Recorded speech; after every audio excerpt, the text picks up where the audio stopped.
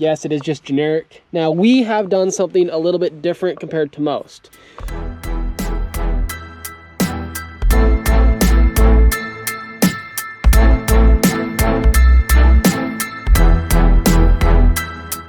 Welcome back to a quick little video of Backyard Basshead Garage. We have had multiple requests for an in-depth video on the stereo in the GMC from the head unit to the subs and actually how to get them mounted. Damien's over there. It is currently negative 15 to 17 degrees Celsius. Edit somewhere right around here where it's in Fahrenheit, just so everybody's aware. Translation, it's cold. Yeah. So, as you guys know, this is our 2000, well, Damien's 2000 GMC Sierra 1500, also known as a Chevy Silverado. They're the exact same truck, minus a couple of front end stuff and interior bits, the exact same. So to start with, the stock head unit died, as they do on every single truck when you get to about 250,000 miles. In that case, that's right about 325,000 kilometers. It died, so it was replaced with just a generic Pioneer unit that Damien had laying around. It's not Bluetooth, so we use an AMF and Bluetooth adapter, which is right here, just a cheap generic one. That works fine.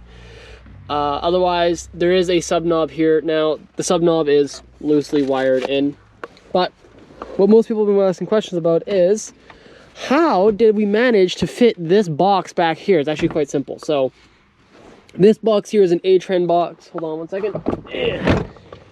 This box here is an A-Trend truck rider style box. What that means, it is very small and thin, as you guys can see down here on the rest straps. It's actually fairly small. I don't have big hands, and it's like my hands, if you can see that, is about half or more of the depth of the box. Now, what that does is that allows it to fit in behind most standard single truck cabs. You can pick up these boxes for what we pay, I think $60 for this Face Marketplace like 4 years ago. That's the one we picked up on the side of the road. No, that's the other one. That's the one that I have in my basement. The single 12 trunk box.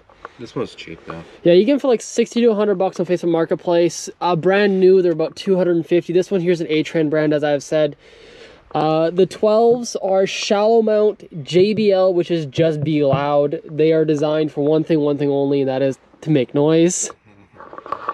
These ones in particular are 1400 watt peak, 350 RMS is what they take. So we have them on a 900 watt RMS amp. It is a generic one. They claim 1,000. Every review we've said is close to about 900 to 950 at a peak. Then it starts blowing fuses. So it's turned down right now. We had a shop do that. But I said these are shallow mount, which is required for single cab trucks.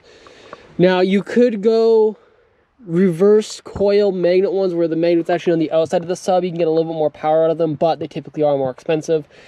Just these ones here are just generic. This box is sealed. I think the same box or one similar to it's going at Visions Electronics in Canada for, I believe, $225. So like, they're fairly inexpensive for subwoofers. Now, amplifiers, obviously, yes, it is just generic. Now, we have done something a little bit different compared to most. We have actually left extra ground wire, extra power wire underneath the box, because the way you get this box out, you have to lift it straight up. So get a friend to help you mount it, or at least put it in. Now, if you do have a GMC Sierra or Chevy Silverado, there is a single bolt right here for the spare tire jack that goes like right down here on the bottom underneath. Death wheel that off, get gone. And then we personally have it. There was the, what was that? I think that was actually for the spare jack on the corner here in the edge. I never got anything like that off. No, but the bolts here, they were like jack holder, weren't they? Something. Anyways, we have it underneath these ratchet straps.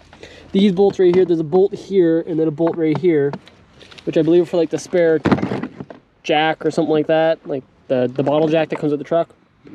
We have that ground and then just bolted right to there for the ground wire for the amplifier, and then the power wire obviously comes from the engine bay. Speaking of the engine bay, that's something that we also upgraded. That's a little chilly. So we have upgraded it. We actually did put a different battery in it, something with both side and top posts, because we knew we were going to actually be doing a subwoofer in it. So we put something with a top post on just for added connectivity. It's already full. I already stole some from Bree. I've been at a windshield washer with that thing for like 3 weeks, for like the 2 weeks I've owned it. I filled it up the other day, but I didn't tell him. So he was trying to fill it up for me, but it's already full. Anyway, so I do recommend get another battery. Something with both side post and top post, because obviously GM's side post, which is horrible if you ask me. And something top post, you know, it doesn't touch anything. There's plenty of room around it, so like you're good. If you are worried about it, figure it out. Put like just a rubber grommet or something over top here. We didn't, because personally we don't care. If truck burns down to the ground, truck burns down to the ground. Our battery thing isn't actually.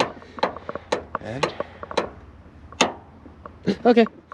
We do have an inline fuse. Always get these. This is from Princess Auto. What was it, like the whole kit was like 30 bucks.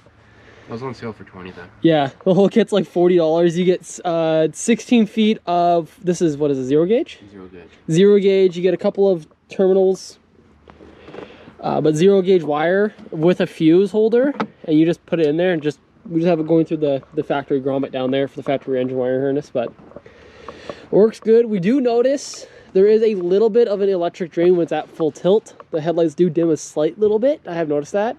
Not really. I've noticed it. It's a slight though. But you know, standard alternator. This one's a newer standard alternator, but standard alternator, pretty good. This is just a V8 engine, so yeah. Otherwise, you know, that's just a quick little in-depth look. If you have any questions or concerns, put them down in the comments.